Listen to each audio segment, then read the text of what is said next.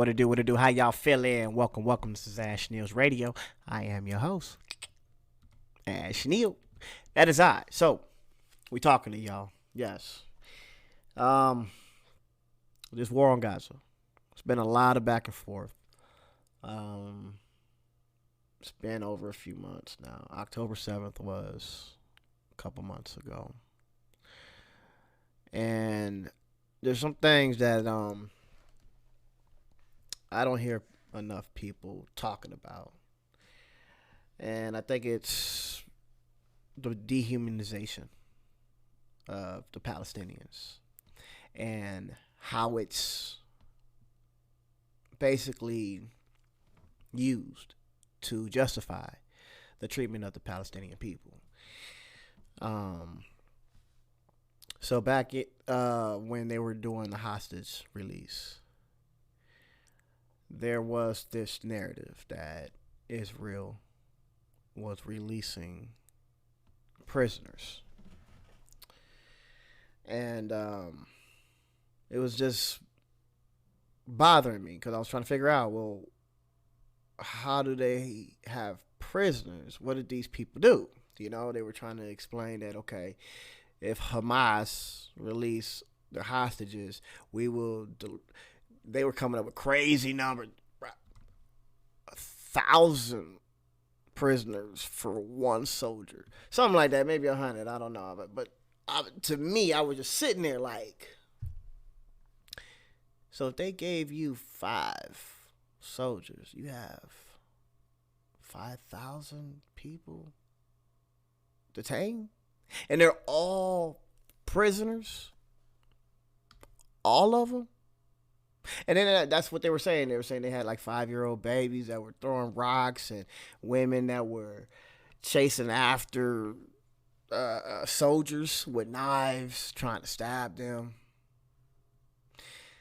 And so the question came up. Okay, well, if they're prisoners, all right, well, were they tried? You know, some people were held without no court case or anything. So I'm watching Piers Morgan one day. Piers. And he had these 2 people on there, these 2 young ladies.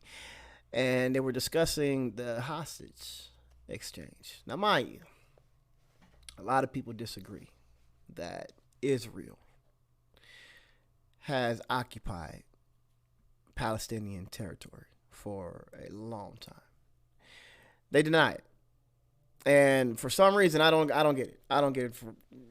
If it's not an occupation, then what is it? So I'm watching Pierce, right?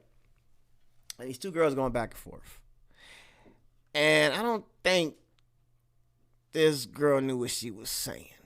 I don't think she realized what she was admitting to.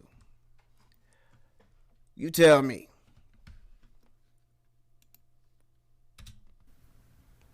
Most of the prisoners that were part of this exchange were actually tried and, convicted of the crimes, most of them being attempted murder. There is a narrative going around that there hasn't been fair trials, that they haven't been convicted, but that's simply not true. And there's one in particular that's going very, very viral on Twitter of Ahmed al-Mansra, who was convicted at 12 years old. This is a photo of him then, a photo of him now, and they're saying that he was abused in Israeli prisons. But if you look closely, you could see him stabbing 2 civilians at 14 years old. And a lot of them are calling this kid innocent just because he's a child. But at 14 years old, if you're stabbing civilians, you might be a child, but you're definitely not innocent. And contrary to what Nardine just said, there is no equivalency. This is not a hostage exchange. This is an exchange of criminals for children. Okay, these are babies who are being held captive for someone who tried to stab a soldier. Another baby for another woman who tried to stab a soldier. Another baby whose crime was being a Jew versus another woman who tried to stab another soldier. Versus another baby whose crime is being an Israeli who was released for a woman who tried to stab a soldier. So that's my point. Now, she said it. She said it was not hostages. These were prisoners. These prisoners were guilty of trying to stab soldiers. So I have to ask, where did these soldiers come from? You know what I mean? Where did these soldiers come from? Because if it's not an occupation, forgive me, I could be wrong. Did these women invade a military base with knives and try to stab some soldiers? I'm being honest. Like how were they able to have access to soldiers? How are soldiers even in danger if this place isn't occupied?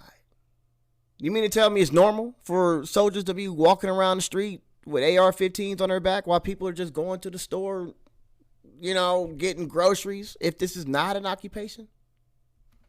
Really? So I have to call bullshit. I got to call bullshit. So yes, they're releasing these detainees that are convicted or not convicted of throwing stones. Some of these kids are 5 years old. 5 years old. And they say that shit with their chest. Yeah, he was 5, 6 years old throwing stones at military personnel. What military personnel? You mean to tell me these kids got access to soldiers in a place that is not occupied, and they're able to toss stones and get locked up for it?